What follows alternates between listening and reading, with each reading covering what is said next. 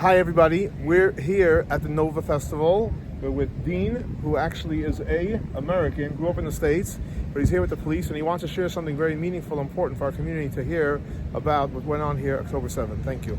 So, we're at the Nova Music Festival site where we all know the massacre that took place here at the hands of the Hamas terrorists. But a lot of times we overlook something that's very important that took place here. And that's that while we know almost 400 people were slaughtered at the hands of the Hamas terrorists, there was almost 3,000 partygoers that were here.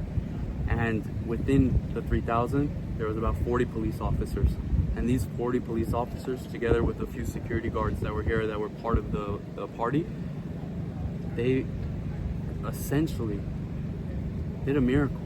Because while yes, it's very difficult, and I don't undermine it for a single second, every soul that we lost here, there was almost 2,600 people that got to go home to their families. Wow. Because of these police officers. Think about it, if 400 were killed and slaughtered here, where did the other 2,600 go? It was because there were people here that were fighting tooth and nail.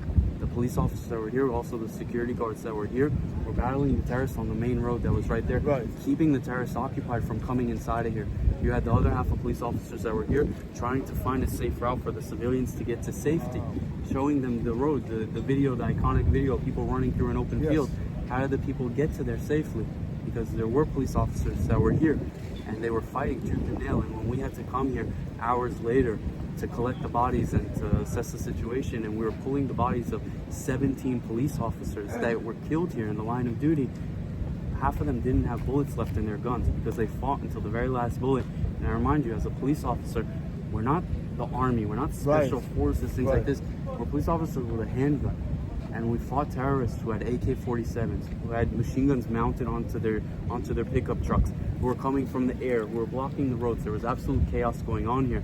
But there were brave men and women who were here that gave their life so that other people can go home and see their families, even if it meant costing their own life and costing not seeing their families again. Wow, that's beautiful. Thanks so much for sharing.